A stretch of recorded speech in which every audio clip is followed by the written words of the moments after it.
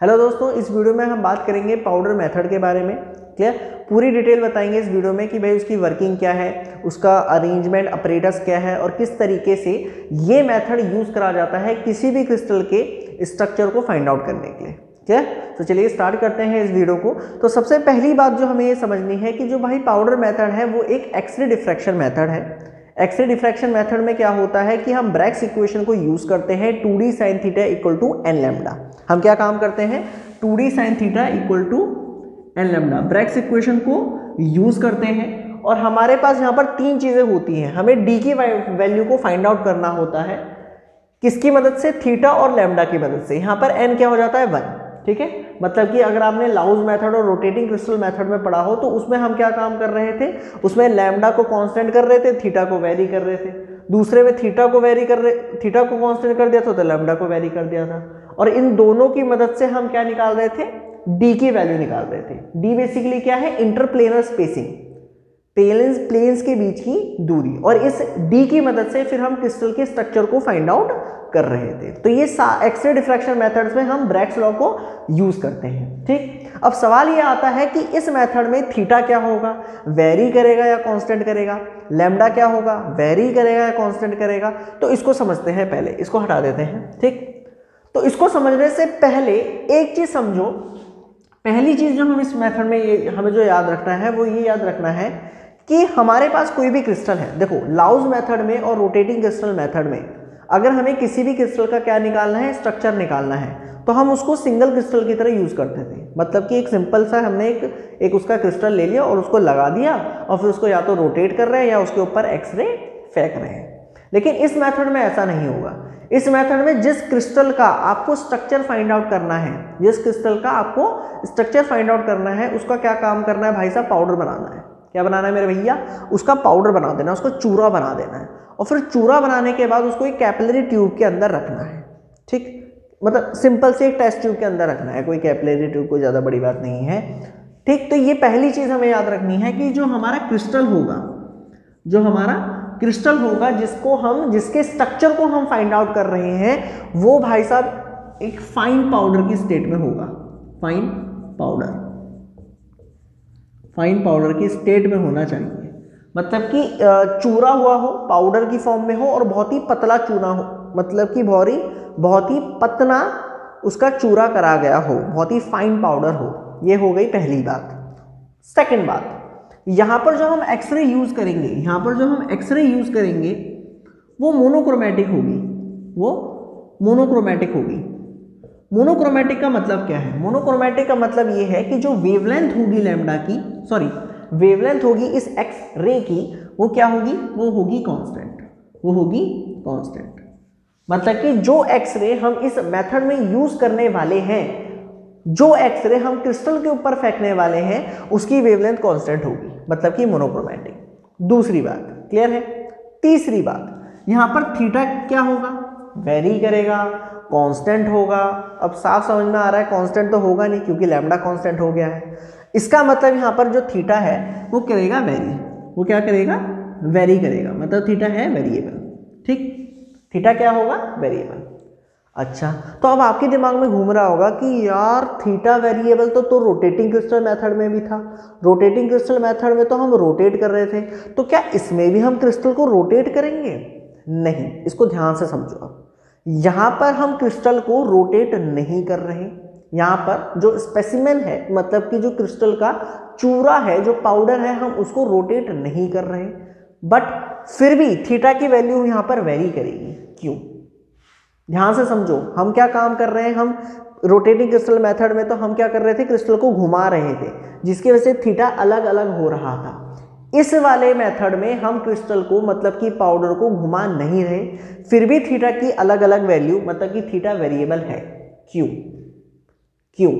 सुनो, मान लो, ध्यान से समझना, अगर मैं रोटेटिंग क्रिस्टल की बात करूं तो वहां पर क्या था, एक क्रिस्टल था जो पाउडर की शेप में नहीं था, एक सिंपल सा एक सिंगल क्रिस्टल था। एक छोटा सा पत्थर हमने ले लिया था, पत्थर नहीं कहेंगे, एक छोटा सा स्क्वायर हमने काट लिया था एक उस क्रिस्टल का। ठीक है, 1 mm सेंटीमीटर का।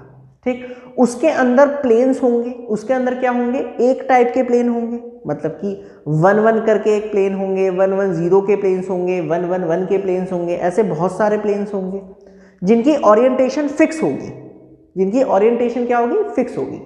बट यहां पर थोड़ा सा अलग है, ध्यान से समझो यार। एक बार बताओ मुझे कि ये मान लो चूरा है, ये क्या है, क्रिस्टल का चूरा है।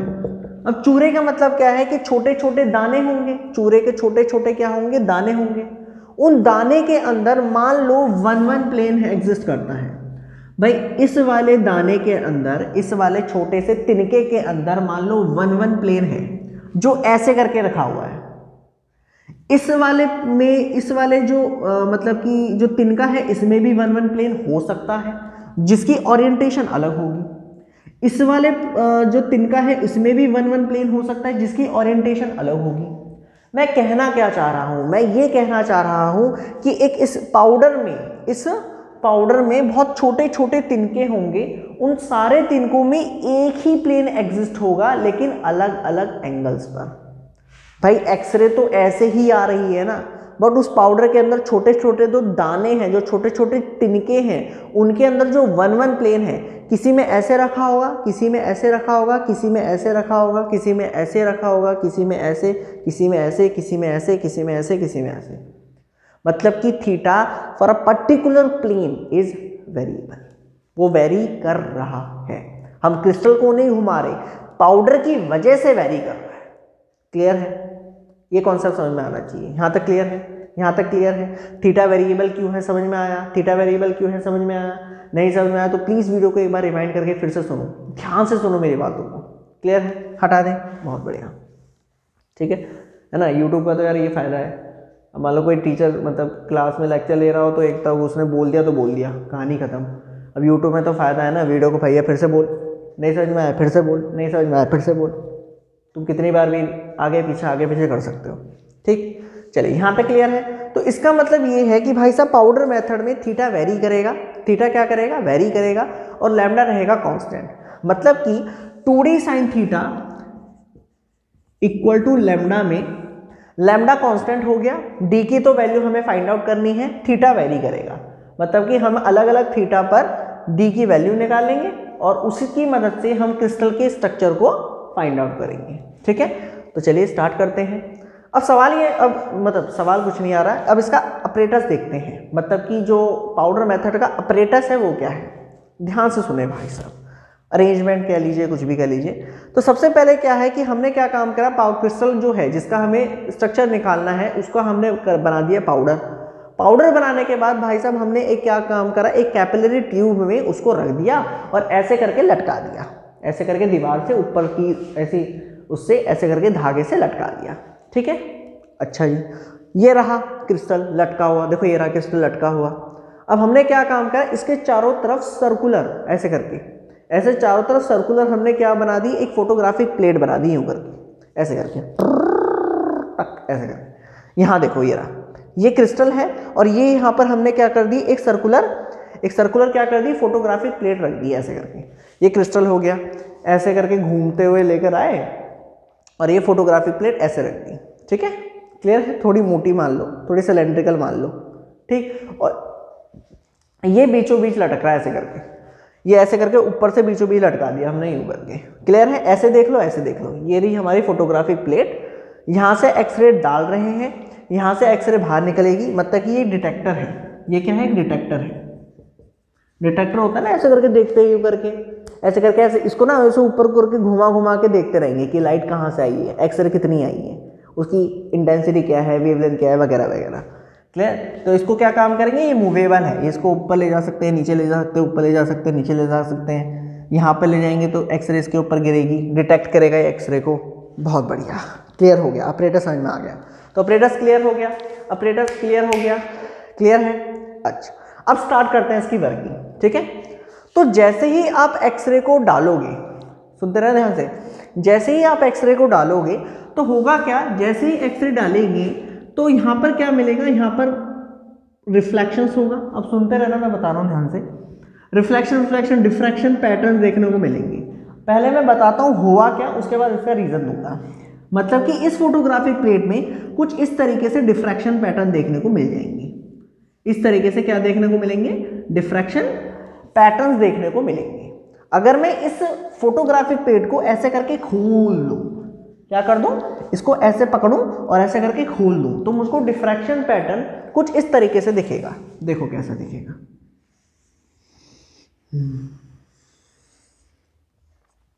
ये फोटोग्राफिक प्लेट हो गई, ठीक है। उसके बाद ये हो गया हमारा एंट्रेंस होल। ये वाला तो ये वाला होल है जहाँ पर लाइट अंदर घुसी है, एक्सरे अंदर घुसी है, एंट्रेंस होल। ये एंट्रेंस हो गया। और एक होगा हमारा मतलब एग्जिट होल, वो वाला जहाँ से एक्सरे बाहर निकल रही है, एग्जिट होल, ठीक है। तो ये हो गया हमारा एंट्रेंस होल और ये हो गया हमारा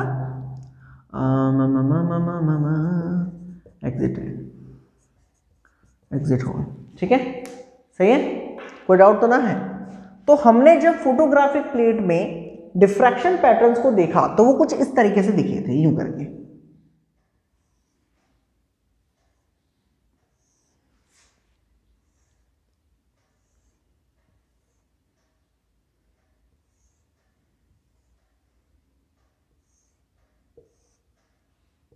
ऐसे करके ये डिफ्रैक्शन पैटर्न देखने को मिला इस फोटोग्राफिक प्लेट में। अब एक एक करके सब कुछ समझते हैं, ध्यान से बिल्कुल समझना, ठीक।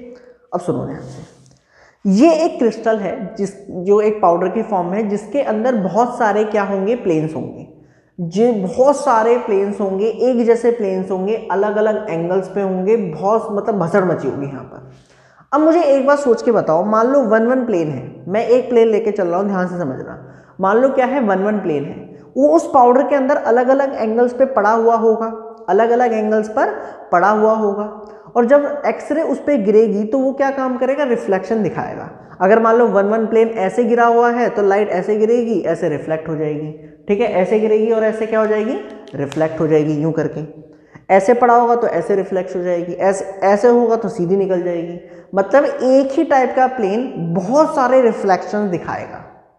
पर सवाल यह आता है यार, हम कौन से रिफ्लेक्शन लें? सवाल यह आता है कि हम कौन से रिफ्लेक्शन लें?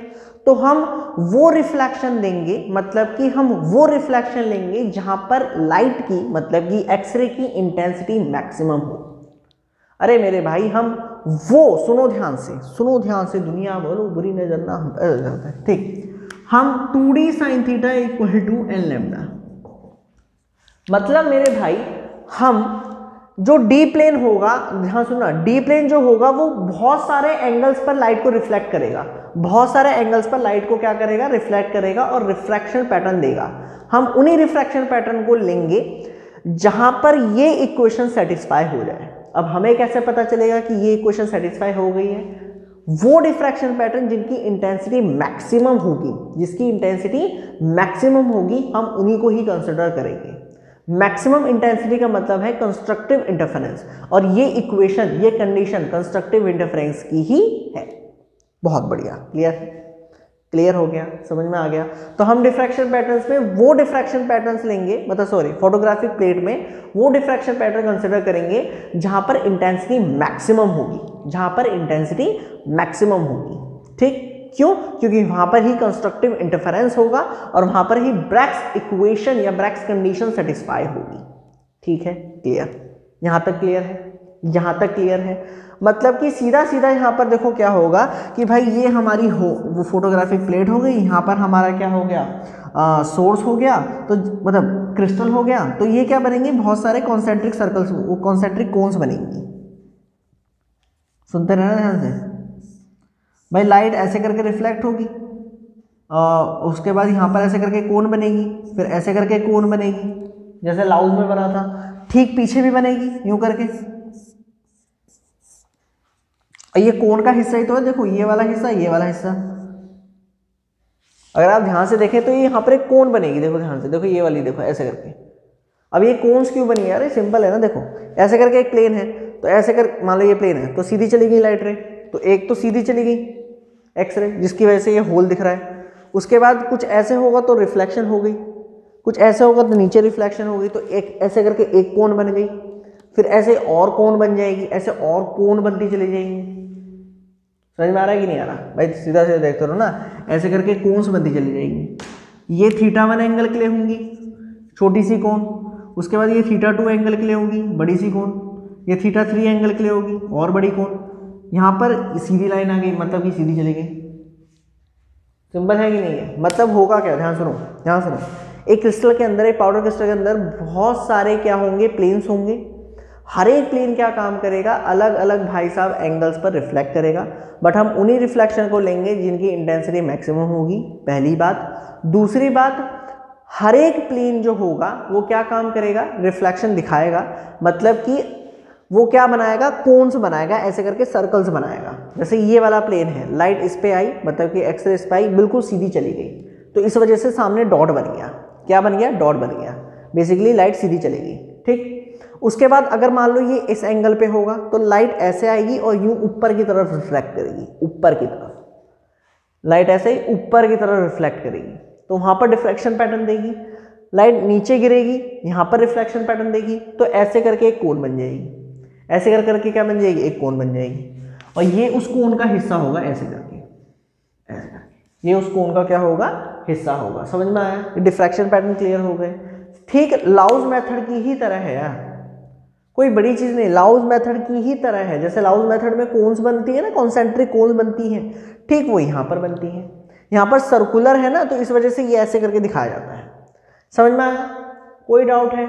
क्लियर है? तो ये ऐसे करके कोन्स बनेंगे, धड़ धड़ धड़ धड़ करके ऐसे करके, ये अलग एंगल्स के लिए, ये अलग एंगल्स के लिए, ये अलग एंगल्स के लिए, ये अलग, ऐसे एंड सो ऑन, ठीक। अब सवाल ये आता है, सुनते रहना ध्यान से, सवाल ये आता है कि यार इन फोटोग्राफिक प्लेट से, मतलब कि इस फोटोग्राफिक प्लेट से हमें फायदा क्या हुआ। सुनो, इस फोटोग्राफिक प्लेट से हम थीटा की वैल्यू निकालते हैं, मतलब कि एक प्लेन जो जिसका एक सेट ऑफ प्लेन्स जिनका डी एक कुछ होगा, उस पे अगर हम लैम्डा वेवलेंथ की एक्सरे को डालते हैं तो उसका थीटा कितना होगा। थीटा वही होगा जहां पर इंटेंसिटी क्या होगी, मैक्सिमम होगी।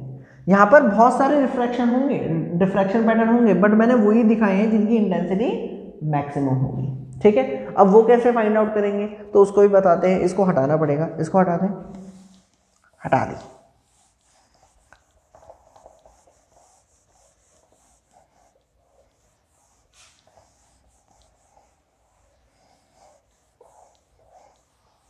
देखे ध्यान से, ठीक।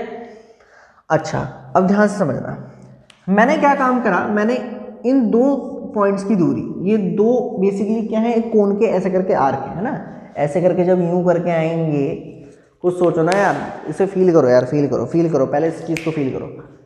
बीच में रख दो सैंपल, चारों तरफ से एक ऐसे मोटी पट्टी की वो बना लो, फोटोग्राफिक प्लेट, ठीक है।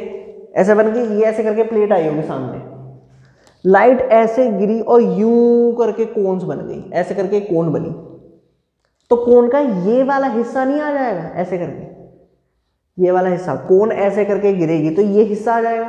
फिर छोटी सी कोन बनी तो ये हिस्सा आ जाएगा, बड़ी सी कोन बनी तो ये हिस्सा आ जाएगा। तो ऐसे हिस्से आते चले जाएंगे अलग अलग एंगल्स पर। ये हिस्सा, ये वाली कोन अलग एंगल पे बनी होगी, ये वाली कोन अलग एंगल पे बनी होगी, ये वाली कोन अलग अलग एंगल पे बनी होगी, वो है, ठीक है। तो हमें इस एंगल को फाइंड आउट करना है। तो भाई मान लो ये हमारा हो गया, तो 2 पॉइंट की दूरी में ले लेता हूं एस, क्या ले लेता हूं, एस। अब इस एस को वहां देखना जरा, देखो, मान लो ये एक प्लेन है, ठीक है, और ये फोटोग्राफिक प्लेट हो गई, ये क्या हो गई, फोटोग्राफिक प्लेट, ठीक है। इसको हटा देते हैं, इसको हटा देते हैं, इसकी कोई जरूरत नहीं होगी अभी।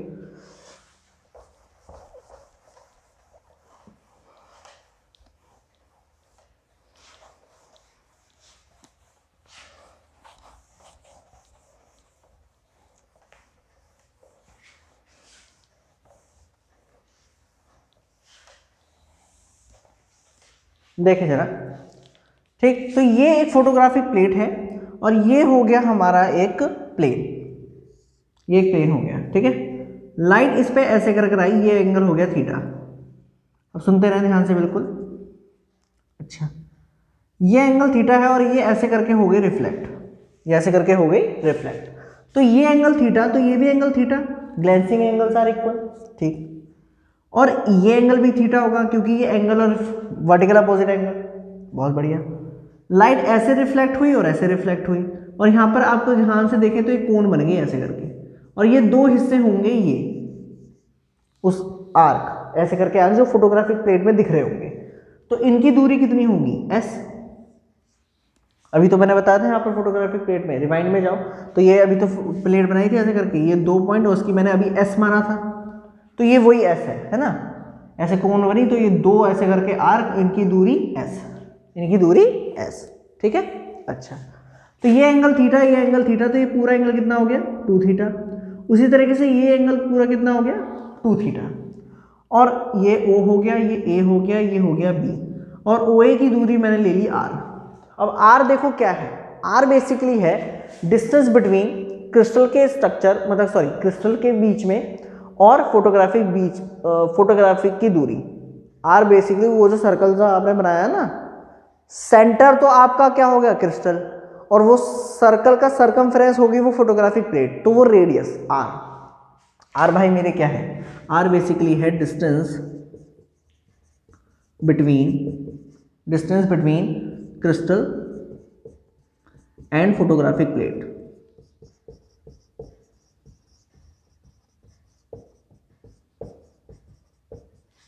ठीक है, distance between crystal and photographic plate. ठीक है, तो ये R हो गया, ये S हो गया, ये थीटा। तो मेरे भाई इस वाली चीज को हटा रहा हूं मैं, ध्यान से सुनते रहना, फिगर थोड़ी सी आसान। ये पूरा एंगल कितना हो गया, 4 थीटा। ये पूरा एंगल कितना हो गया, 4 थीटा।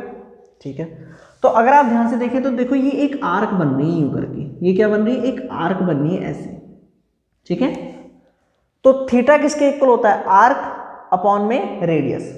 ये सॉरी पूरा सेक्टर बनना है ऐसे करके, तो थीटा किसके इक्वल होता है, theta equal to arc upon में रेडियस। सो 4 थीटा इक्वल होगा आर्क अपॉन में रेडियस। ये किस में है, रेडियन में है, मतलब ये जो एंगल निकलेगा ये रेडियन में है। अगर मैं इसे डिग्री में करना चाहूं तो किससे मल्टीप्लाई करूंगा, 180 बाय पाई से, 180 बाय पाई से। तो थीटा मेरा आया s अपॉन में r इंटू, अच्छा नीचे 4 लगा देते हैं तो 4, 180 बाय पाई, 180 बाय पाई। ये डिग्री में आंसर आएगा, ये डिग्री में आएगा। ठीक है, अब सुनते रहो ध्यान से। जनरली आमतौर पर R की जो वैल्यू है वो रखी जाती है 57.3 mm। जनरली R की वैल्यू जो रखी जाती है वो रखी जाती है 57.3 m। कितनी रखी जाती है, 57.3 m।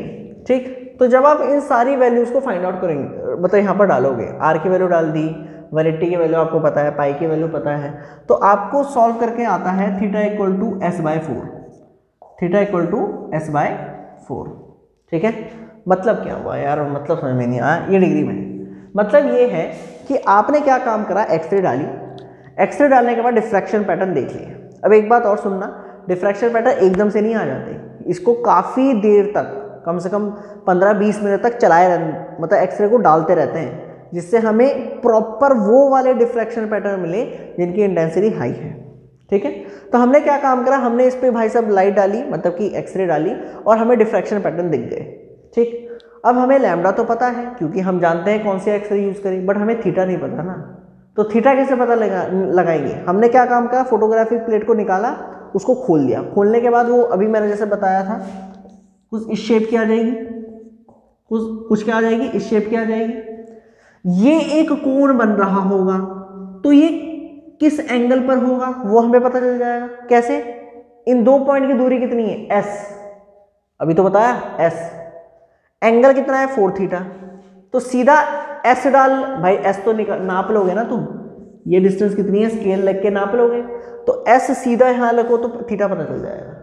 मतलब वो छोटी सी कोण किस एंगल के लिए आई होगी वो पता चल गया।